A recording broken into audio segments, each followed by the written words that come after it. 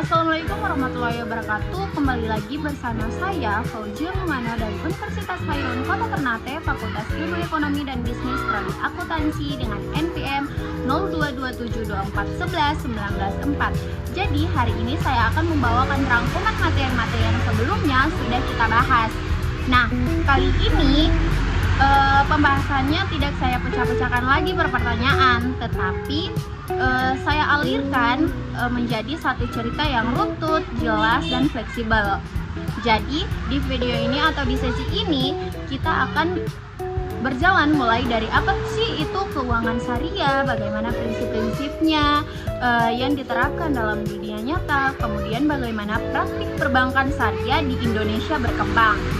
Nah, lalu masuk ke tantangan era digital dan peran lembaga pendukung seperti DSN, MUI, OJK, hingga transformasi peran Bank Indonesia setelah adanya OJK. Nah, sampai akhirnya kita tutup dengan tantangan dan peluang besar yang akan menentukan masa depan industri keuangan syariah di Indonesia, teman-teman.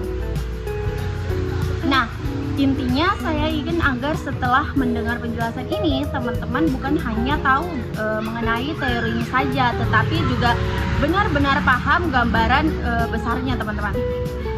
Dan mungkin teman-teman juga bertanya, kenapa sih sistem ini penting? Apa sih manfaatnya? Lalu kenapa dunia sekarang ramai membahas ekonomi halal?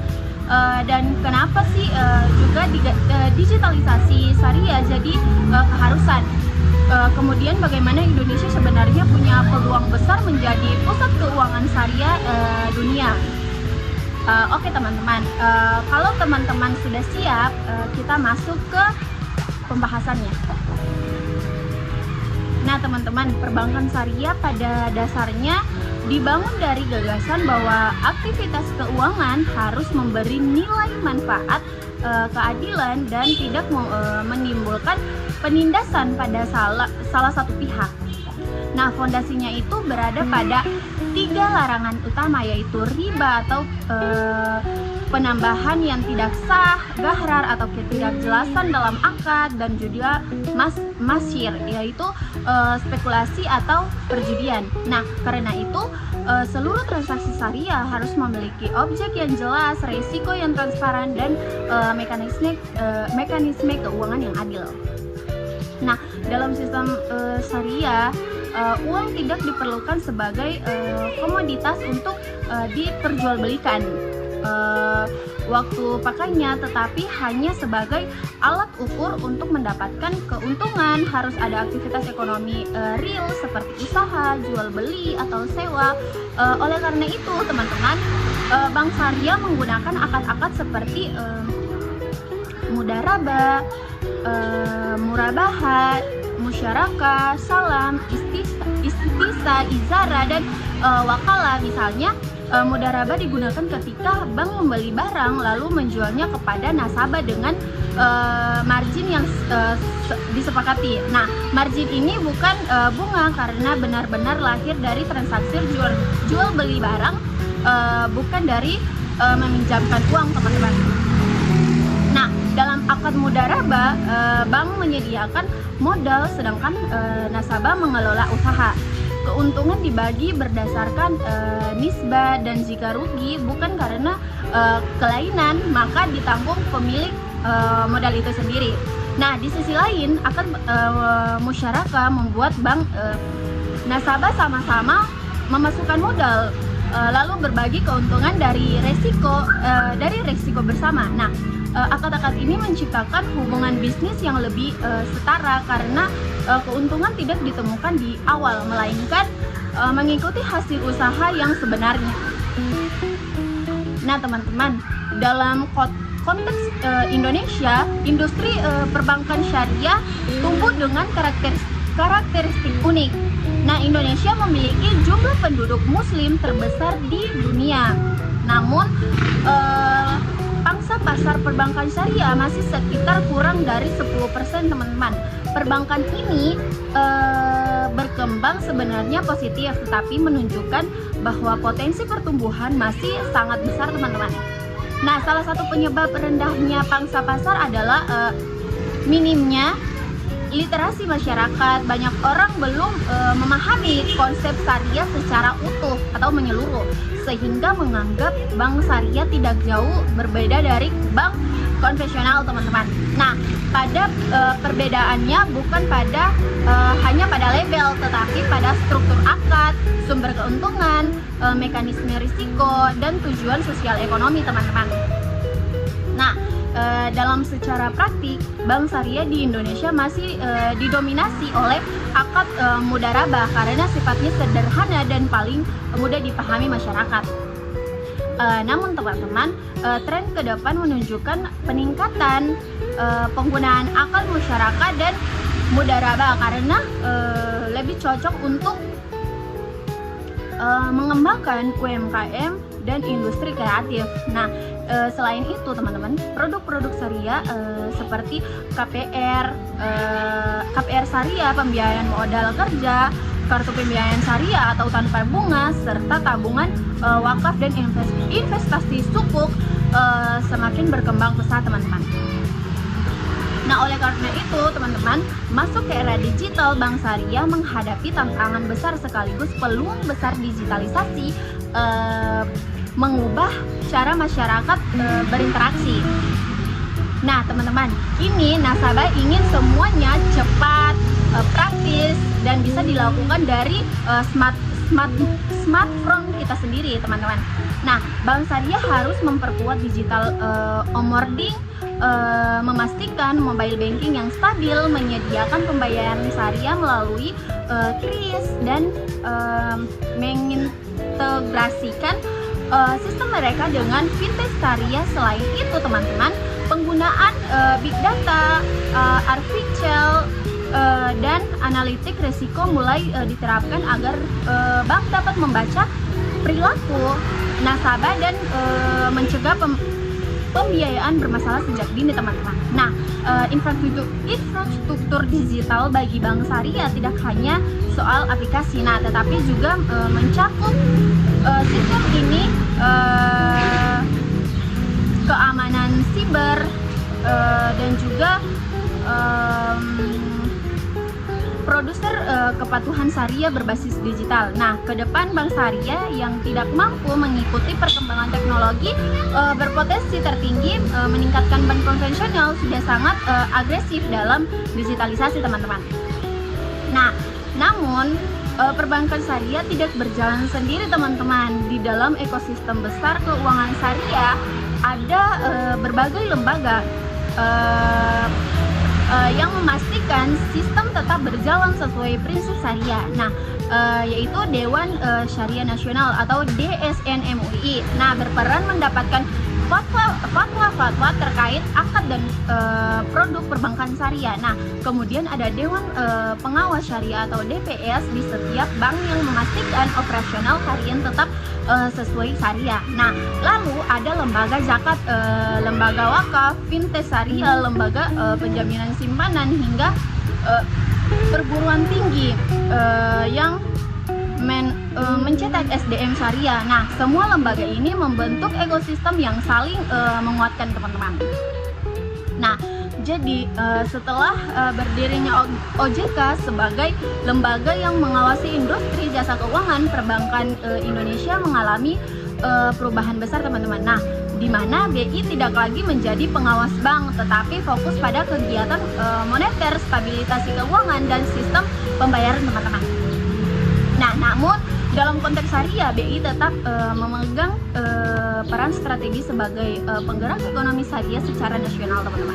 Nah, BI juga mendorong pengembangan sistem pembayaran syariah, digitalisasi UMKM berbasis syariah, dan juga integrasi halal value chain, serta melaksanakan program-program ekonomi syariah di berbagai daerah, teman-teman.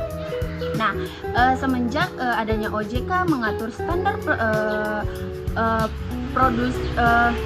prudensial bank syariah, perlindungan konsumen, untuk mendukung pertumbuhan bank syariah, BI menjalankan program seperti penguatan literasi nasional, penyelenggaraan festival ekonomi syariah seperti ISEV, pengembangan klaster UMKM halal, mendorong pembiayaan syariah untuk sektor produktif, dan juga memperluas jaringan ekonomi syariah ke daerah-daerah yang membutuhkan. Nah, BI juga memperkuat kolaborasi antara bank syariah dengan Ecomorage. Nah, vintage dan perlu industri halal agar ekosistem syariah tumbuh bersama, teman-teman. Nah, jika kita melihat kedepannya, industri perbankan syariah masih menghadapi sejumlah tantangan yang sangat besar, teman-teman. Nah, yang dimana literasi masyarakat masih rendah. Nah, sehingga edukasi perlu semakin masif. Nah, produk syariah kadang dianggap kurang praktis atau kurang kompetitif dibandingkan produk konvensional. Nah, selain ini, investasi teknologi digital membutuhkan biaya besar, teman-teman, sehingga bank syariah harus mencari strategi yang tepat agar tetap bisa bersaing. Nah, tantangan lainnya yaitu kebutuhan SDM yang benar-benar memahami gabungan antara syariah, keuangan, manajemen risiko, dan teknologi, teman-teman. Nah, namun di balik tantangan itu, peluangnya tuh bahkan lebih besar, teman-teman. Nah, yang dimana Indonesia memiliki pasar yang sangat luas, dukungan pemerintah yang kuat, pertumbuhan industri halal yang cepat, tren hijrah anak muda, perkembangan teknologi digital, serta meningkatnya minat masyarakat terhadap produk etis dan berkelanjutan, teman-teman. Nah, jika semua elemen ini dimanfaatkan, perbankan syariah Indonesia dapat menjadikan pemain global dan menjadi kekuatan baru di industri keuangan dunia, teman-teman. Nah, selain itu, untuk memahami perkembangan perbankan syariah secara lebih mendalam, teman-teman, kita perlu melihat bagaimana sih industri ini terhubung dengan sektor real dan bagaimana sih mekanismenya tuh berkontribusi pada stabilitas ekonomi, teman-teman.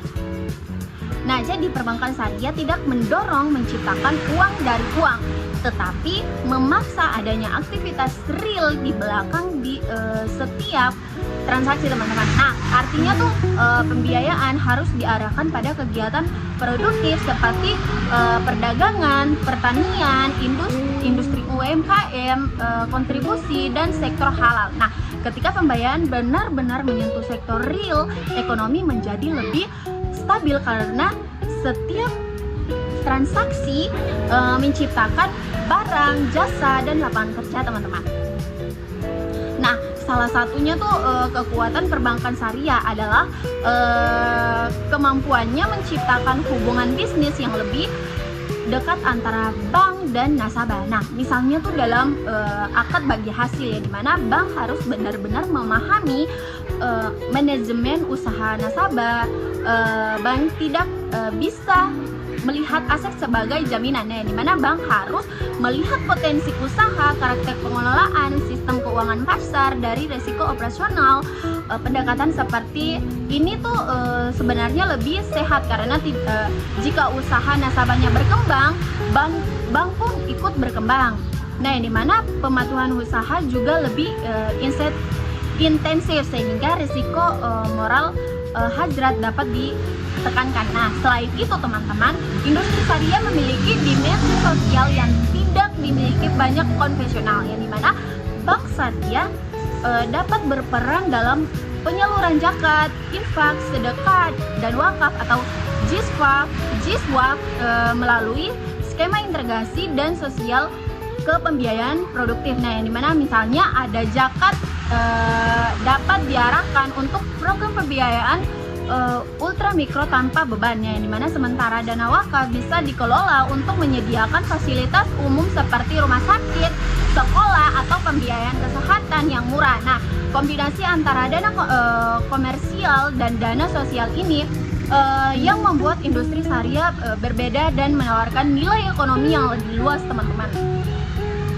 Nah, ada juga dari sisi regulasi. Nah, yang dimana pendekatan syariah selalu berbasis pada prinsip-prinsip kehati-hatian ya, atau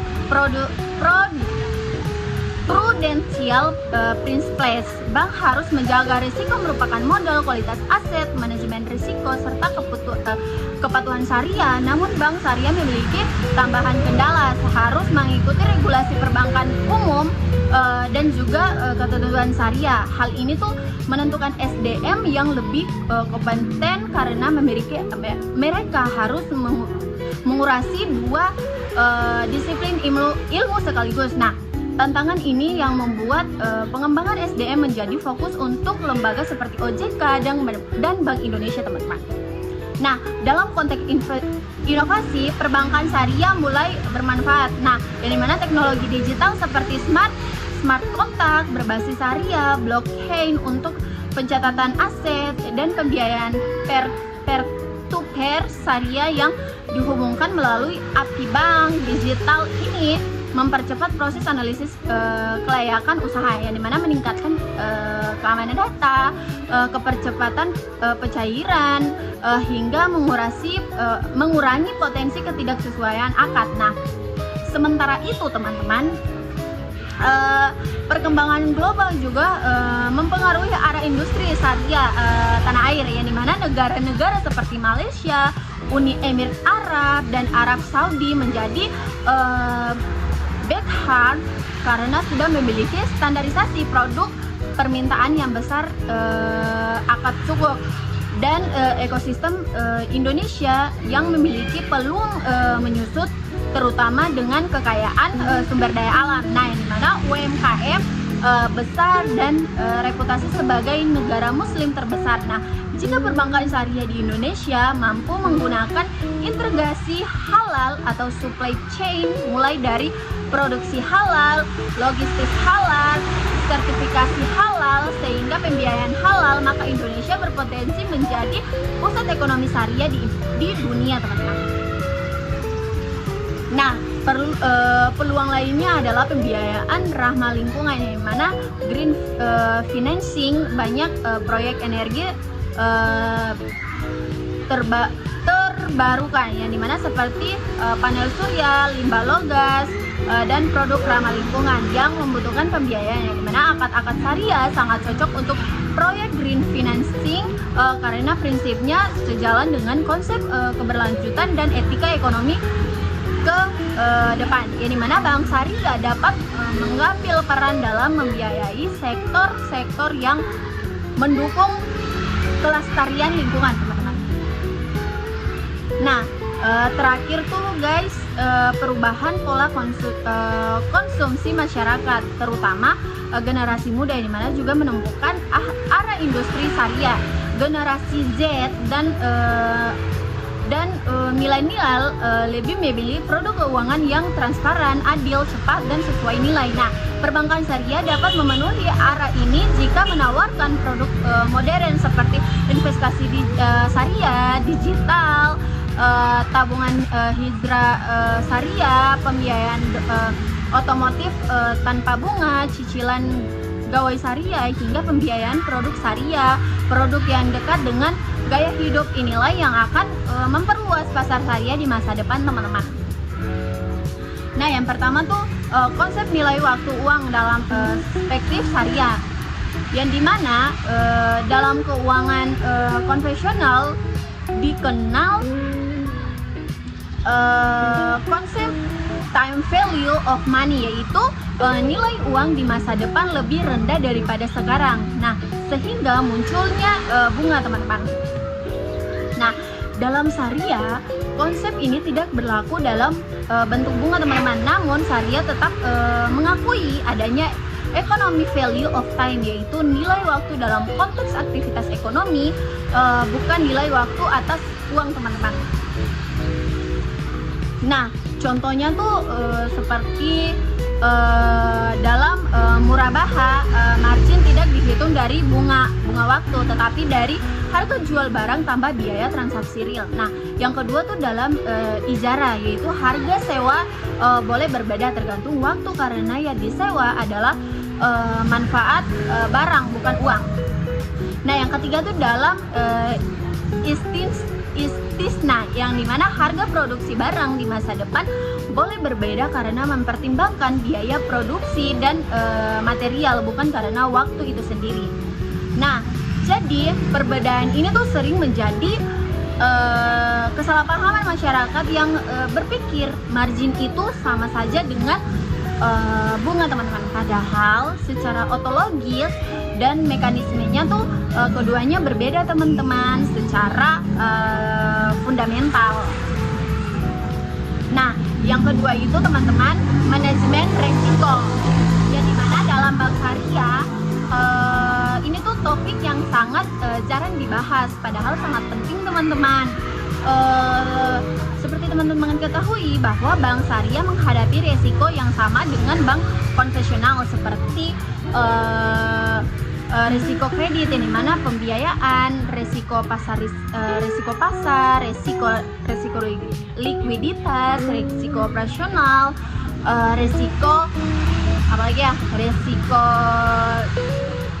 kepatuhan. Namun bank syariah memiliki resiko tambahan, yaitu resiko kepatuhan, ya, resiko kepatuhan syariah atau syariah compliance risk, yang dimana terjadi jika produk atau transaksi tidak sesuai dengan syariah, teman-teman, yang dimana konsekuensinya sangat besar.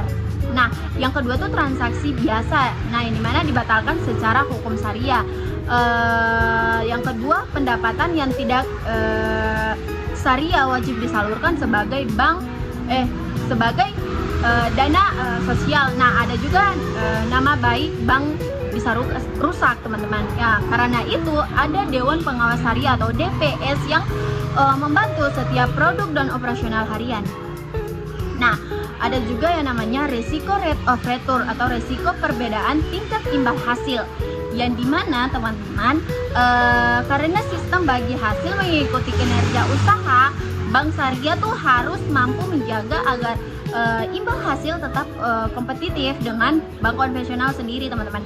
Jika tidak, nasabah dapat pindah ke bank yang lain. Nah, ada juga yang dinamakan resiko displaced commercial risk, yang dimana terjadi ketika bank harus mengambil porsi keuntungan lebih kecil agar nasabah pembiayaan tidak terbebani.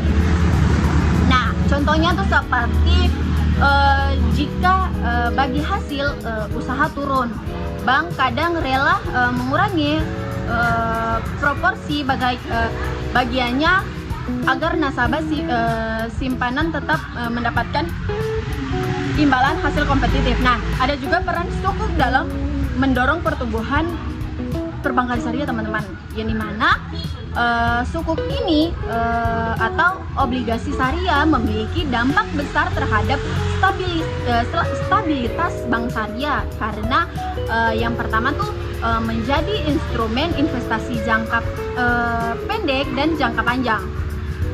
Nah, seperti yang teman-teman ketahui bahwa bank syariah membutuhkan instrumen untuk menempatkan dana liquid, seperti bank konvensional menempatkan dana di obligasi pemerintahan. Nah, sukuk itu sendiri atau sukuk negara atau SBSN menyediakan instrumen seperti aman, liquid, berimbal hasil stabil, dan juga sesuai syariah.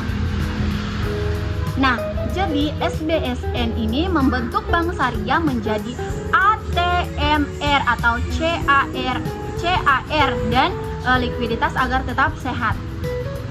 Nah, yang kedua itu mendorong pembiayaan proyek pemerintah, yang dimana sukuk negara digunakan untuk membiayai produk infrastruktur seperti yang pertama jembatan, pelabuhan, sekolah, rumah sakit, jalan tol, dan lain-lain, teman-teman.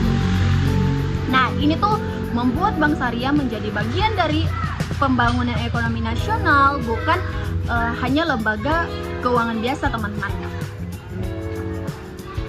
Nah, yang keempat itu mekanisme pengawasan syariah berlapis atau multi-layer syariah MENS, yang dimana ekosistem pengawasan syariah Indonesia merupakan salah satu paling lengkap di dunia, yang dimana ada 4 lapisannya. Yang pertama tuh yang dinamakan DSN MUI, Dewan Syariah Nasional. Nah, yang pertama mengeluarkan fatwa nasional, yang kedua mengatur standar akad dan produk, yang kedua tuh DPS atau Dewan Pengawas Syariah atau di setiap bank. Yang pertama tuh memastikan semua kegiatan bank sesuai syariah, yang kedua menyetujui produk baru, yang ketiga memantau transaksi harian. Nah, yang ketiga ada OJK bidang syariat. Yang pertama mengawasi kepatuhan bank syariah, yang kedua membuat regulasi prudensial syariah, yang ketiga mendorong inovasi produk syariah. Nah, yang keempat itu auditor syariah internal. Nah, terbagi atas satu memeriksa detail operasional apakah sesuai dengan fatwa, yang kedua memberikan rekomendasi terbaik pada manajemen. Nah, jadi teman-teman, dengan sistem berlapis ini industri syariah Indonesia lebih menjamin dari sisi yang pertama tuh keamanan transaksi, kepatuhan hukum, dan juga kredibilitas publik, teman-teman. Nah, yang kelima itu teman-teman transformasi digital dan inovasi produk syariah baru. Nah, jadi selain digitalisasi dasar, ada beberapa inovasi baru yang mulai diadopsi, teman-teman. Yang pertama tuh smart contract syariah. Nah, smart contract syariah sendiri menggunakan blockchain untuk membuat akad otomatis sesuai syariah, teman-teman. Nah, contohnya tuh seperti pembayaran cicilan murabaha otomatis tercatat dan tervalidasi di blockchain sehingga tidak bisa dimanipulasi. Nah, yang kedua itu digital sukuk retail. Nah, yang dimana masyarakat dapat membeli sukuk melalui 1 juta melalui aplikasi digital. Ini meningkatkan literasi keuangan syariah secara signifikan, teman-teman. Nah, yang ketiga itu yang namanya kartu pembiayaan syariah atau generasi baru. Yang pertama itu tanpa bunga, yang kedua tanpa penalti keterlambatan, yang ketiga limit disesuaikan kemampuan, yang keempat akad atau kafalah tambah ijarah tambah card, yang kelima tersedia fitur cicilan masyarakat. Nah, yang keempat itu pembiayaan syariah tanpa anggunan untuk UMKM mikro. Nah, menggunakan model CBC vintage, bukan jaminan fisik, yang dimana ini sangat membuat membantu yang pertama pedagang pasar, yang kedua pelaku usaha kecil, yang ketiga pekerja informal, yang keempat pekerja informal. Nah, yang keenam itu integrasi keuangan syariah dengan halal atau livestly economy. Nah, perbankan syariah tidak berdiri sendiri, teman-teman, tetapi menjadi bagian dari halal value chain atau HVC. Nah, yang terdiri dari yang pertama industri makanan halal, fashion halal, travel halal, farmasi halal, logistik halal, dan sertifikasi halal, teman-teman. Nah, jadi teman-teman, bank syariah berperan menyediakan yang pertama pembiayaan modal kerja halal, yang kedua pembiayaan sertifikasi halal, yang ketiga pembiayaan mesin produksi halal, yang keempat pembiayaan ekspor produk halal. Nah, jadi teman-teman, ketika seluruh rantai ini terintegrasi, akan terciptakan ekosistem ekonomi syariah yang besar dan stabil, teman-teman. Nah, yang ketujuh itu strategi nasional mengembangkan ekonomi syariah. Nah, yang dimana pemerintah Indonesia mengembangkan master plan ekonomi syariah dari 2019 ke 2024 yang fokus pada yang pertama tuh penguatan industri produk halal, makanan, fashion, kosmetik, farmasi, energi. Yang kedua penggunaan jasa keuangan syariah yang terbagi perbankan, asuransi syariah. Nah, ada juga yang ketiga itu penguatan UMKM syariah yang dimana terbagi pembentukan klaster halal. Yang keempat itu penguatan infrastruktur ekonomi syariah yang terbagi SDM, riset, regulasi, teknologi digital. Nah, jadi teman-teman, Bank Syariah berperan sebagai motor finansial dari semua strategi ini, teman-teman.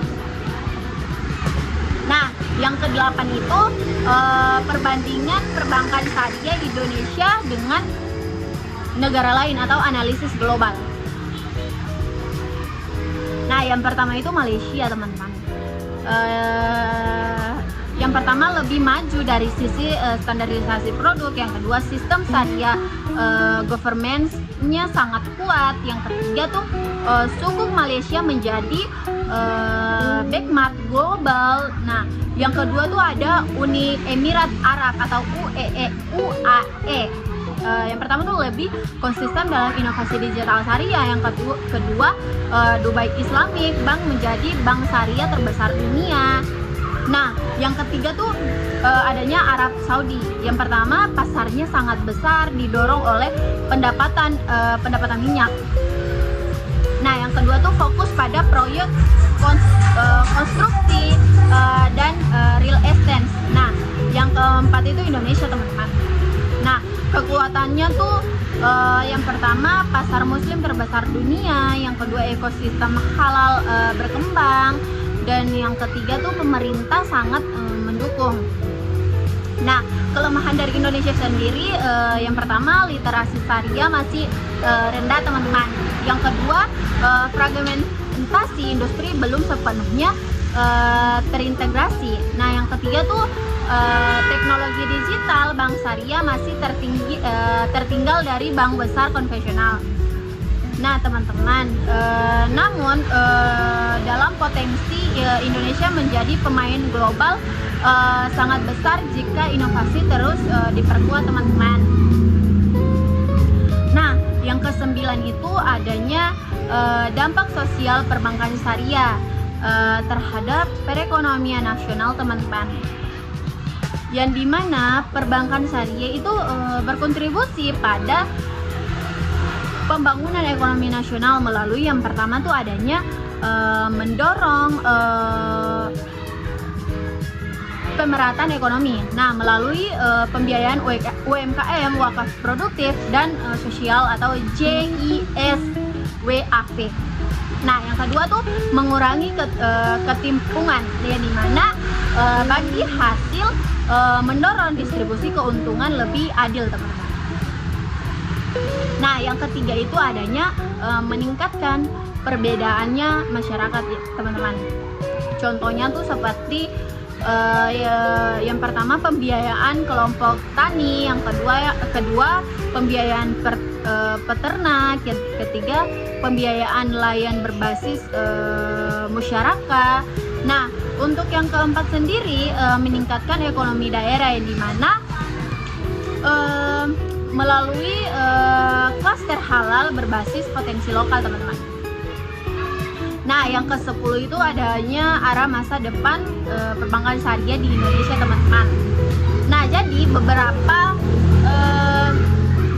tren masa depan terbagi atas beberapa bagian. Yang pertama itu dominasi digital banking syariah, teman-teman, yang dimana bank syariah murni digital akan mulai bermunculan.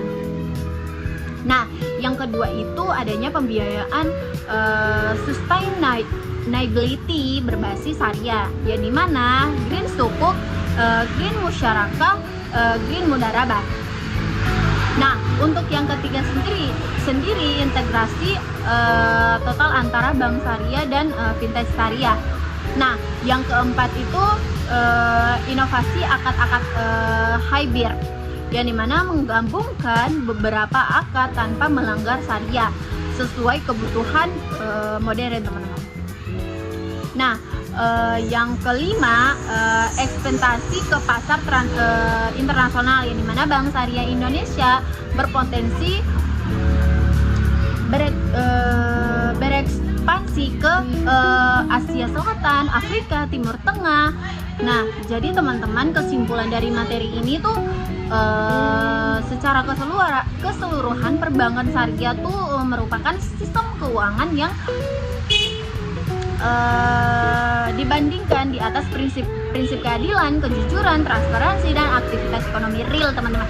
Sehingga setiap transaksi harus bebas dari riba, gharar, dan juga ngasih, teman-teman. Nah, dengan menggunakan akad-akad seperti mudarabah, musyarakah, murabaha, ijarah, salam, dan lainnya, industri ini tuh mendorong pembiayaan yang lebih sehat, teman-teman, yang dimana berbagai resiko secara adil dan menciptakan hubungan usaha yang setara antara bank dan nasabah, teman-teman. Nah, perbankan syariah di Indonesia ini berkembang pesat, teman-teman, meski pangsa pasar masih kecil karena literasi masih rendah, SDM belum optimal, dan digitalisasi memerlukan investasi besar. Namun dukungan regulasi dari OJK, BI, DSN, MUI, DPS, serta integrasinya dengan ekosistem halal, fintech, syariah, sukuk, dan sosial JISWAFA menjadikannya memiliki kekuatan struktur yang unik. Nah, transformasi digital, inovasi, smart connect, syariah, pembiayaan UMKM, green fintech, dan integrasi halal, value chain membuka peluang besar untuk menjadikan industri syariah sebagai pilar keuangan nasional. Nah, dengan pasar muslim terbesar di dunia, tren hijrah generasi muda, pertumbuhan industri halal, dan kebijakan pemerintah yang agresif, teman-teman. Nah, perbankan syariah Indonesia memiliki potensi besar untuk menjadi pusat ekonomi syariah global, sekaligus juga membangun sistem ekonomi yang lebih etis, teman-teman, dan juga inklusif, berkelanjutan, dan menyejahterakan masyarakat luas, teman-teman. Nah, oke, teman-teman, terima kasih sudah mengikuti materi panjang kita hari ini tentang rangkuman dari part 1 sampai part 7, mulai dari teori keuangan, perbankan syariah, praktik di Indonesia, perkembangan infrastrukturnya di era digital, peran lembaga pendukung, sampai tantangan dan peluang ke depan, teman-teman. Nah, semoga apa yang kita bahas tadi bisa kalian lebih paham alurnya dari awal sampai akhir, bahwa perbankan syariah itu bukan cuma soal akad dan larangan riba, tetapi juga ekosistem besar yang butuh didukung regulasi, teknologi, tambang pengawas, dan inovasi biar bisa tumbuh makin kuat dan kompetitif. Nah, saya harap pembelajaran jadi juga bisa bantu kalian buat tugas, presentasi, ujian, atau sekedar menambah wawasan baru tentang gimana sih ekonomi syariah bekerja dalam dunia nyata. Nah, dan kenapa sih sektor ini punya masa depan yang besar di Indonesia. Sekian dari saya, wabillahi taufiq wal hidayah. Wassalamualaikum warahmatullahi wabarakatuh.